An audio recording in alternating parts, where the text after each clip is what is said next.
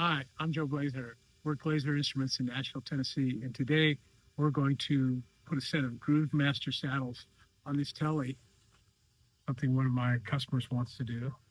I'm going to show you how to do it, also how to recognize which saddle goes where, because there are a lot of choices, and show you the tools and the tricks. It'll make it easy and save you a bunch of time. So the kit comes with all you. Oh, by the way, all you need is an Allen wrench that comes with. In this case, I'm going to use the Music City Bridge saddle drivers because I really like them. They've got a great feel and they've got all the different wrench ends on them.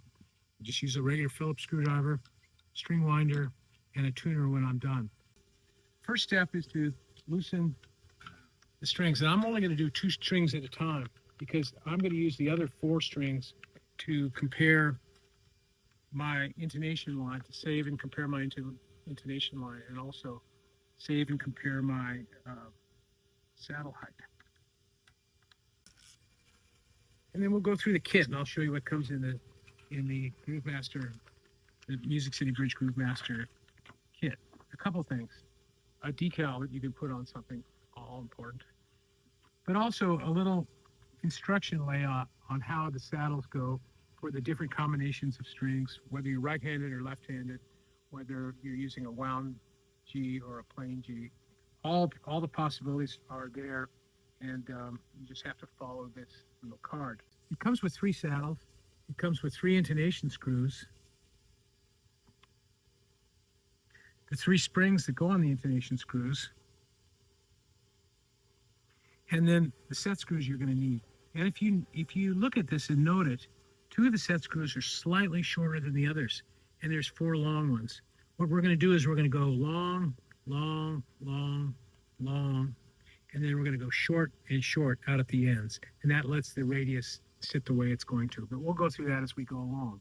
So what we're going to do is we're going to first load the saddle with the set screws, and as I said, this side's going to be the back side, so we're going to put the short one over here, because that's going to sit out here, and we're going to put the longer one there,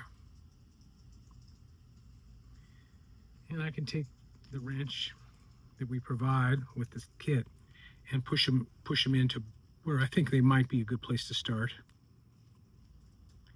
Then we take 1 screw and 1 spring, run them through here, and I'm going to want that screw to kind of come up a little bit to make it easy. And so if you push back on the back side of it, it'll pop up a little bit and help you get started. And you can use a screwdriver to do it as well. And I get it started like that. I can pull it back to where the other one was. And what I remember about the other one was that it was a little bit further back than this, which is the way a standard set of strings will work. So I'm going to pull it back to a little bit further back, and then I'm going to tighten my strings some.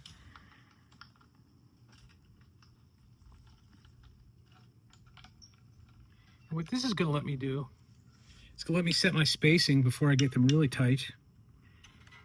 You can hear it clicking through the different spacing choices. Then I really like the spacing there. But I'm also going to look across the horizon of my strings and use these 4 strings that we didn't loosen as the horizon that I'm going to now match with these ones, with this saddle. So I can see it's low there. It's a little low here. It's exactly where I want it now. Now you could do this just as easily by measuring your action at the 12th fret before you take the guitar apart and putting it back together again. What I'm going to do, I can do later or I can do now, is bring it up to pitch and set the intonation. If I wanted to be totally done with that saddle and not have to go through the whole guitar by itself, I would put the tuner on the right direction.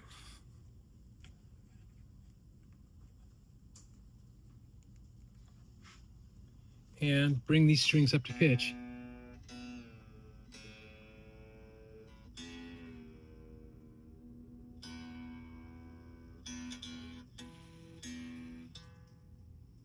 Let's do one more because it's an interesting one. It's the D and the G, which are a reversed intonation line. So if you look at this, you can see that it's like, when you call this the back of the guitar, which people do for some reason, back, front, front, back. In other words, it's like that, and then back, front. So we're going to replace this one, and I'm going to show you how to use the same saddle flipped over to get the proper intonation for it. First thing will be to just loosen, not remove, but loosen these two strings. It gets really easy because you don't have to take the strings off. You don't have to restring it afterwards. And you can move pretty quickly.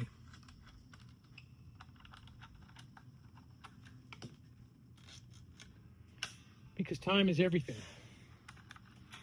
Actually, tone is everything. So we're going to take another one of these saddles. This is going to be the middle one. And remember we talked about front and back. In this case, we want this one to be the front and this one to be the back. Here's an illustration of it in the little scheme that we provide. Right-handed and left-handed. So because this player's right-handed, we're going to look there. And this says wound G and plain G. And of course, this would be the low E string. So we've already put these two in, so we're going to put those two in. So I want it to match, and that's not matching like that.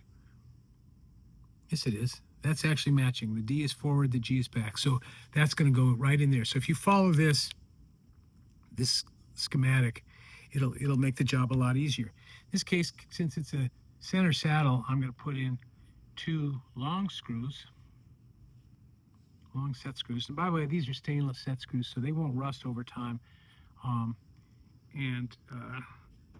We've all learned over the years that that's a great thing not to have these things rust, because if they get rusted, the wrench won't fit in, they won't turn. And these are also stainless, so you won't have any problems with these either. So just like we did on the low E, put the screw through, put the spring in, making sure I've got the correct side up, which is this side. Come in here with the saddle, put it where I want it, basically. And then flip this up a little bit using the screwdriver. Catch that hole and get it started. So I'm going to get it to where I think the other one was before, which is right there. And because they make sort of a lightning bolt, as they go across. Now I'm going to start to bring up my strings, and before I get them totally tight, I'm going to set their positions. And you can see that this is low here, so I'm going to bring it up a little bit to make my life easier. This is still low.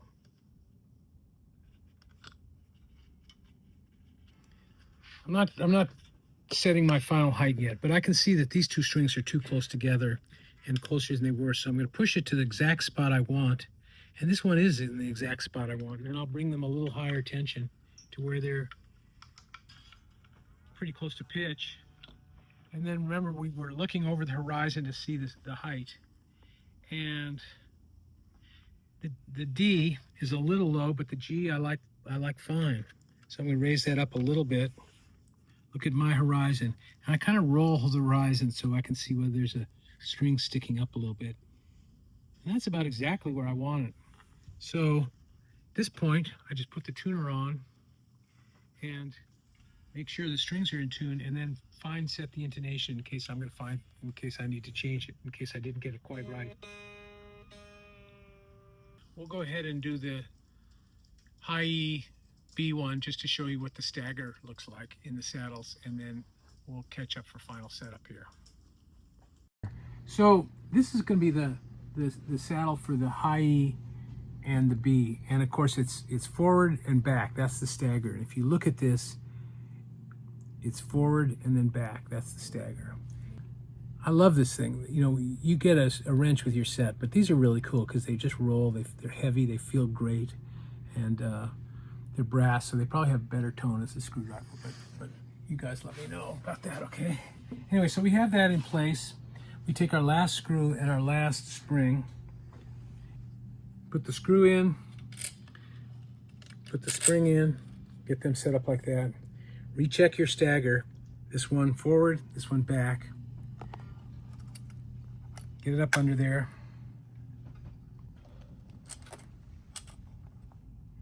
And then you can use this, remember, again, to push back, push down on the screw, and it'll tilt it up a little bit and make it really easy to start. See how easy it started in there? And then I'll just pull it back to where I think it should be, which is a little forward of where it is. Not so much forward as it is now, but right there, okay? And then I'm going to tighten the strings again a little bit, but not incredibly tight.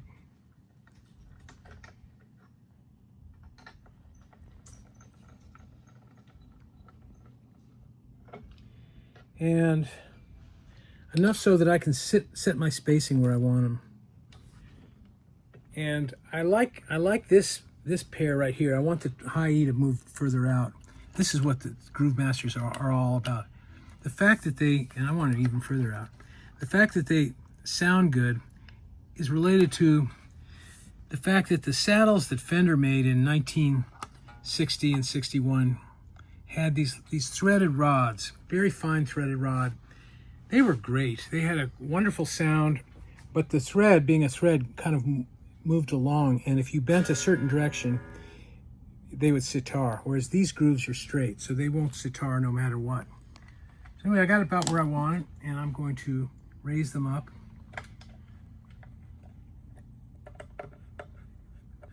And by doing this one saddle at a time, I keep my setup in place, and I can just compare the high saddle to the other ones. And remember, we're looking across the horizon like this, and I roll it a little bit. And I can see that both strings are a little high. They're sticking up above the horizon of the other ones. So I'm going to lower them down a little bit.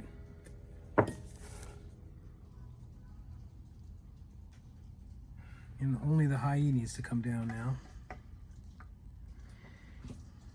And that's good. I'm going to move the B over a little bit. I mean, these are very fine threads, so you can do really fine adjustment. Come over one click. You heard the click. Yeah, I like that better. And then, I'm going to bring it up to pitch.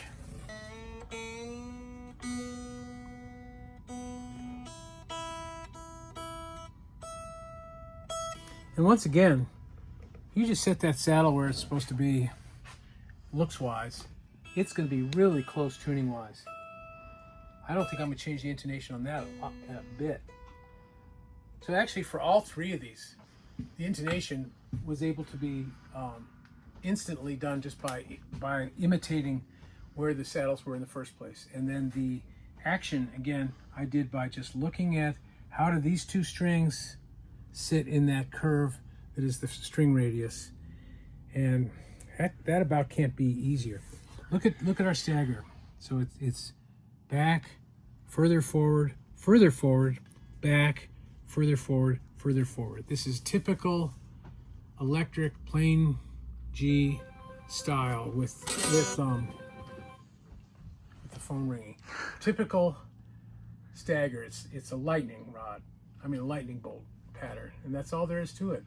This particular guy wants also to get that triple tree, so there's another video of that, so you guys can go look at that. That's a string tree that holds the G string down.